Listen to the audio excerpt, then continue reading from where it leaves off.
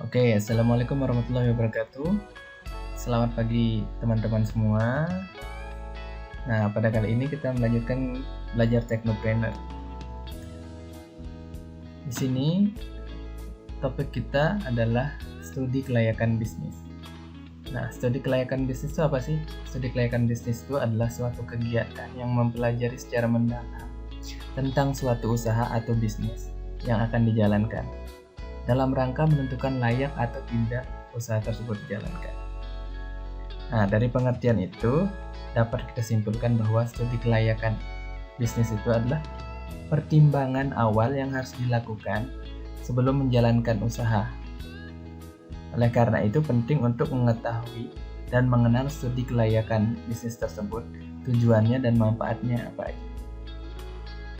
Nah, tujuan kelayakan bisnis. Nah, di sini ada 5 tujuan menurut Kashmir dan Jakpar. Satu tuh menghindari resiko kerugian. Kenapa sih kita harus menghindari resiko kerugian?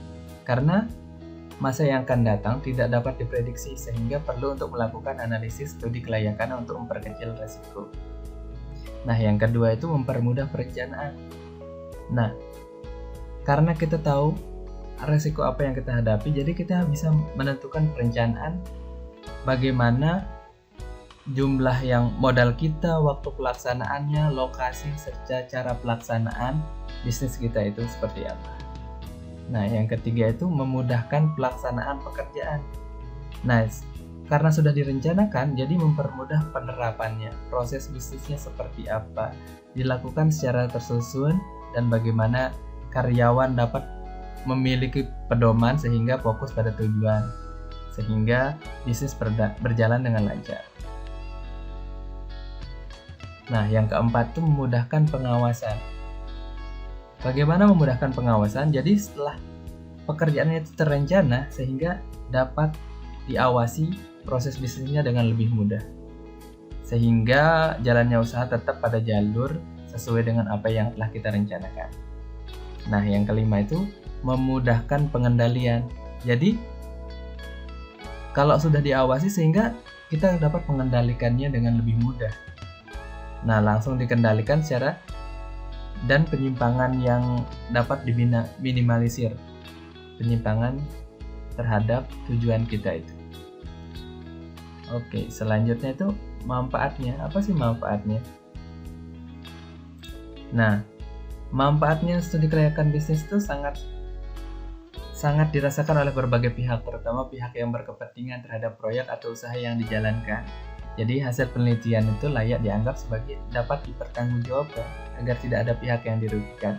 Jadi ini kelayakan bisnis ini dapat kita lakukan sebelum make sure bahwa bisnis itu udah profitable atau enggak, nah layak atau enggak bisnis yang kita jalankan tersebut. Seperti itu. Nah, aspek-aspek apa aja sih yang dinilai dalam kelayakan bisnis itu? Nah, di sini tuh ada pasar dan pemasaran.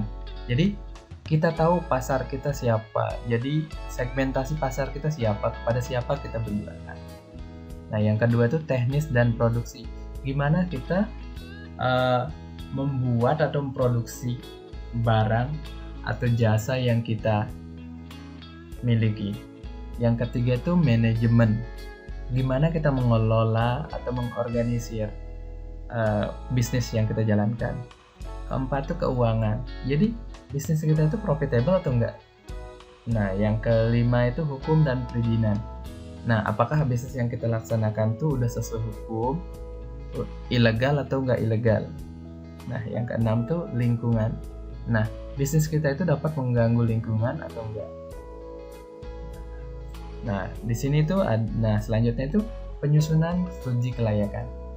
Secara umum untuk mencari jawaban atas pertanyaan berikut. Jadi, studi kelayakan itu tujuannya untuk menjawab hal-hal seperti ini. Jadi, pertanyaan-pertanyaan secara umum seperti ini. Yang pertama itu, apakah produk yang kita tawarkan itu marketable atau tidak? Maksudnya marketable di sini adalah itu layak dijual atau dibutuhkan oleh konsumen atau tidak. Nah, yang kedua itu dari sisi produksi. Apakah secara teknis dapat dilakukan atau sustainable atau berkelanjutan. Jadi produksi kita itu bisa dilakukan misalnya kita punya supply. Nah, ketika kita memproduksi ternyata supply-nya tidak ada, berarti tidak sustainable produksi kita. Nah, yang ketiga itu sudut pandang manajemen. Jadi bisnis kita itu efektif dan efisien. Nah, jadi secara organisasi bahwa bisnis kita itu efektif dan efisien. Itu yang harus dijawab. Yang keempat itu tinjau dari hukum, apakah usaha kita itu legal atau ilegal. Jadi apakah yang kita lakukan dalam bisnis kita itu udah benar menurut hukum atau tidak. Nah, yang kelima itu dari sisi keuangan, apakah bisnis tersebut profitable atau tidak. Jadi bisnis itu menguntungkan atau enggak. Kalau tidak menguntungkan berarti tidak layak. Jadi dari kelima pertanyaan itu bisa menjawab studi kelayakan apakah bisnis yang kita jalankan itu layak atau tidak. Nah, silahkan kalian menjawab 5 pertanyaan ini sesuai dengan ide bisnis yang udah kalian buat. Oke, terima kasih. Bila taufiq wal hidayah. Assalamualaikum warahmatullahi wabarakatuh. Selamat pagi.